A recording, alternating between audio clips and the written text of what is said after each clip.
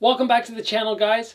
Today I want to talk about people starting their journey in martial arts and not necessarily starting in the discipline that becomes their favorite. And this is something that happened to me. I started in karate, I ended up trying aikido and then jiu-jitsu, and then finally I ended up at kickboxing, which is my favorite. Now when we move from one style to another, it's very difficult to break habits which we've formed. But it can be done, no doubt. So today I want to talk with you about common mistakes that boxers make when they're learning kickboxing or Muay Thai. And I'm making this video because of a request, guys. If you have your own video you'd like me to make, throw it in the comments below, and let's move on with the episode intro first.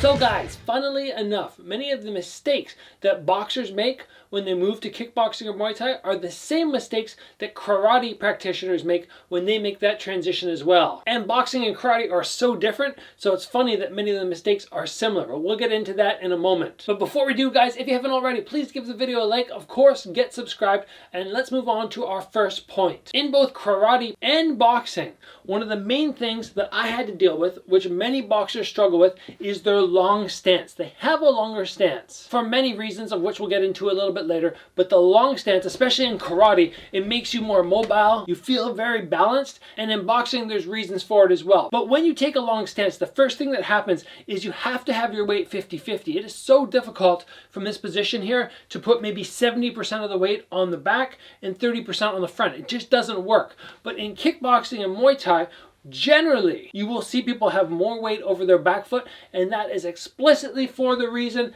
I can check. When somebody throws a low kick at me, I'm able to block. The long stance, although it's not impossible to pull off, is much more difficult, and you're much better off narrowing your stance up, becoming a little bit shorter so you can lift both legs, and also so you can get kicks off faster. It's harder to kick from way back here. You have to push your weight up, you have to make the big pivot, throw the kick, as opposed to right here where it's just a pop of the hip and a little push through the calf. If you are a boxer and you are struggling with the short stance that you have to get, this is a drill that was done to me when I first came to a kickboxing gym when I was 14. The instructors took a shoelace, they tied one end to one ankle, one end to the other, they put it at shoulder width, and then every time I was bouncing and I went too wide, I got stuck, jammed, and it was constantly a reminder, stance is too wide. Next up, guys, another similarity between karate and boxing. Very often we try to close off the body. For point fighting in karate, when I turn sideways,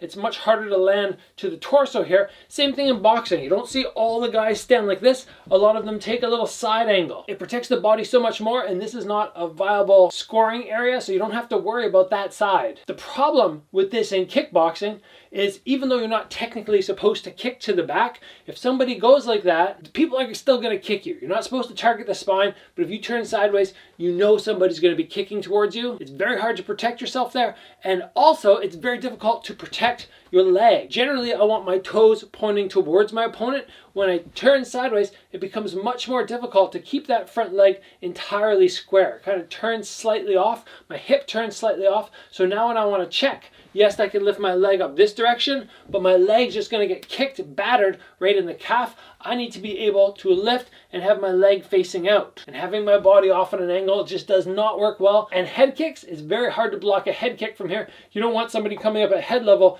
taking the back of your head off because you couldn't get this other arm over here across in time. So body square, a little bit more square, hand on each side, and in my stance, as long as the legs are a little bit more shallow, they're not quite as wide, and my body is facing towards my opponent, that's ideal for kickboxing and Muay Thai. Now, in boxing, because you're only worried about punches, you can get so low and you can slip and not have to worry about somebody kneeing you in the face. But many times when I've boxed with elite athletes who are only used to using their hands and they're slipping away, I'm going, oh my gosh, if I just accidentally lift that knee, you're running right into it. Doesn't matter if this is for MMA, kickboxing, or Muay Thai, the head cannot get quite as low. It becomes that much more dangerous to get kicked, but more importantly, to get kneed in the face. Small slips and hands high. Hands have to be high. Do a majority of your work pairing with your hands, blocking with your elbows, and then you move your head occasionally, but making slipping your sole means of dealing with punches. Eventually you're going to get kicked or kneed in the face. It does not work very well. Unless, again, you're one of those exceptional people who excels with head movement, then you might be able to get away with it. But again, they're not going really low. They're mostly moving to the side and back. Now, because boxers are just used to punches coming, padded gloves essentially coming at their head, they can just block with single arms. But in kickboxing, with the kick coming, if you just do this and the person doesn't block, the guy's gonna keep kicking and keep kicking and keep kicking until that arm just goes dead. Or if you make a mistake and you go, uh-oh, this is starting to hurt, I'm gonna block like this, then you're putting your forearm against their shin. They're gonna win. Your forearm is not gonna take the victory in this blocking scenario. So as we talked about before, we wanna have our chest square. That allows us to block with two hands. Very important to learn, very important to understand. Now, another mistake that a lot of people will make if they're used to only throwing hands is they try to get really tight. They'll try to fight from in here. And that works great when you're only boxing. That works great for me. I love fighting in tight, but guess what? I understand how the clench works. You don't understand how the clench works, and you move in on your opponent and you're blasting away, and they just go, oh, I have your head now. Now when you try to punch, they're ragdolling you and kneeing you in the face or the body. That is no good. Not gonna help you. So if my normal distance for throwing uppercuts is about here, try to stay at that distance. Don't let yourself get buried too close to your opponent. And you can practice that when you're shadow boxing.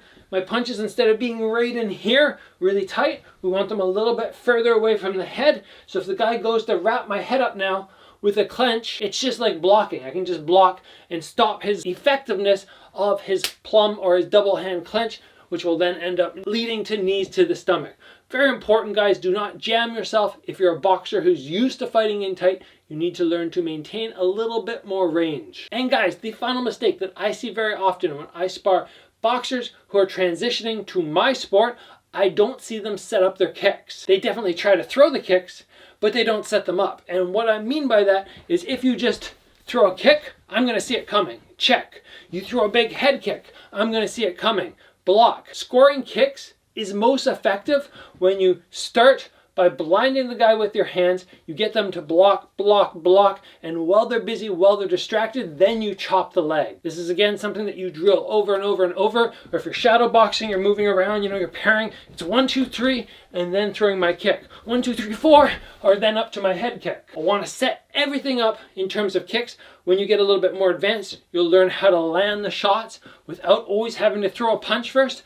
But when you're trying to drill, you're trying to become a better Muay Thai fighter or kickboxer, when you've just come from boxing, make sure you lead with your hands, which should be natural for you, then throw your kick. And if you're struggling with it, it's usually because the first 2 points we talked about, either your body's sideways too far or your stance is too wide. And every time you throw from a wide stance, you go, okay, I'm landing, I'm landing, I'm landing. Now I want to throw the kick.